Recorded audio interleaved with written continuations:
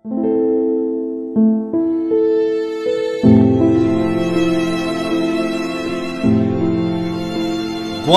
4 দিন ধৈৰ্যৰ পৰীক্ষা দিলে মহানগৰ আৰক্ষীয়ে। কাৰণ 4 দিন গুৱাহাটীত দেখা গ'ল জনসমুদ্ৰ। গুৱাহাটীৰ এই জনসমুদ্ৰৰ দ্বাৰা বিদায় পৰত জনতাৰ শিল্পী জুবিন গাৰ্গে গোটেই পৃথিৱীকেই দেখাই দিলে শিল্পী কাককৈ, কিমান ধনী হ'ব পাৰে এজন শিল্পী। শেষ হোৱাৰ নাম নোলোৱা মিছিলত প্ৰিয় শিল্পীক হেৰুৱাই শোকাৰ্ত বেদনাদগ্ধ অনুৰাগীৰ চকুত চকুলো, বুকুত খং আৰু ক্ষোভ। চকুলো শিল্পীক অসময়ত হেৰুৱাই আৰু খং ক্ষোভ এচাম ধুৰন্ধৰ বিশ্বাসঘাতকৰ বাবে 7 সাগৰ 13 নদীৰ সিপাৰে সাগৰৰ বক্ষত অপমৃত্যু জীৱন শিল্পীৰ।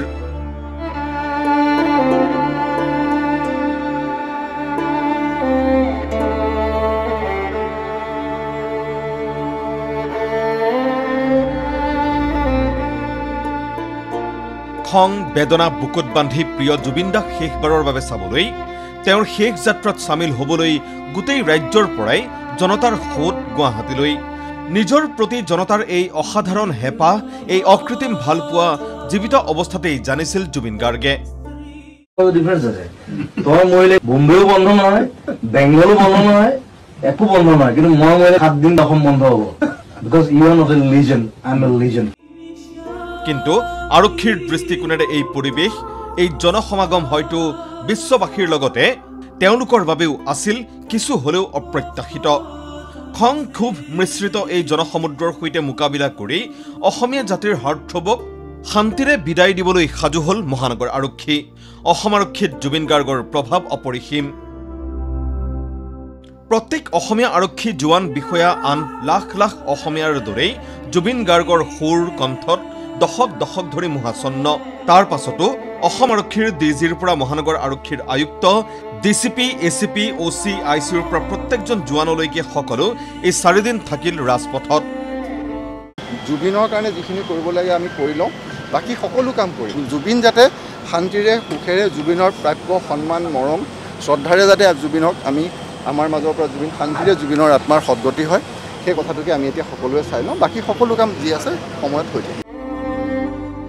বৰঝাৰ বিমানবন্দৰত শিল্পী জুবিন গাৰ্গৰ নশ্বৰ দেহ কঢ়িওৱা বিমান অৱতৰণৰ পৰা সোণাপুৰত শেষ বিদায় দিয়ালৈকে প্ৰায় 4 দশক অসমক সুৰ, কথা, কণ্ঠ আৰু নিজস্ব ভংগীমাৰে শাসন কৰা জুবিন গাৰ্গৰ অন্তিম বিদায় ক্ষণত দায়িত্ববাহী আৰক্ষী বিষয়াসকলে যিদৰে উচুপি ভাগি পৰিছিল, সেয়াও প্ৰমাণ তেওঁলোকৰ ওপৰত জুবিনৰ প্ৰভাৱ।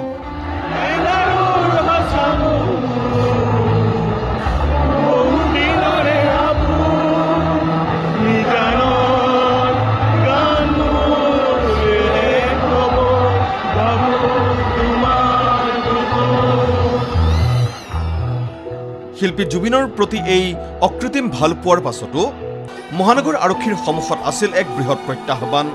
শোক সাগৰত ডুবি থকা লাখ লাখ অনুৰাগীক নিয়ন্ত্ৰণ কৰা, প্ৰায় লকডাউন সদৃশ পৰিৱেশ হোৱা গুৱাহাটীক কোনো অনাহুত পৰিস্থিতিৰ কবলত পৰিবলৈ নিদিয়াকৈ ৰখাটো মহানগৰ আৰক্ষীৰ টাস্ক। শান্তিপূৰ্ণভাৱে বিদায় দিব লাগিব শিল্পী জুবিন গাৰ্গক।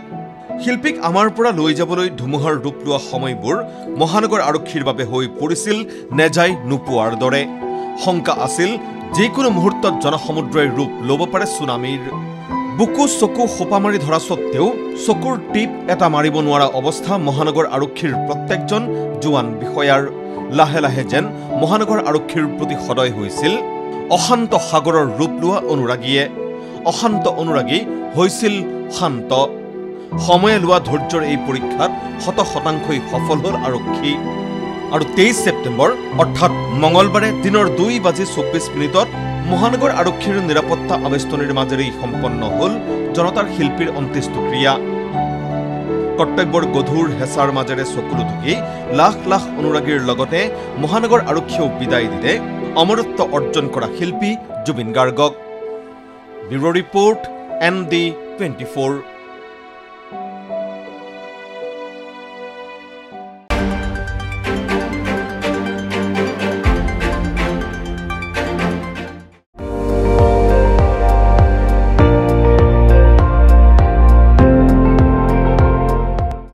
আপুনি চাই আছে ND24, সৰ্বশ্ৰেষ্ঠ নহয় সৰ্বোত্তমৰ দৌৰ।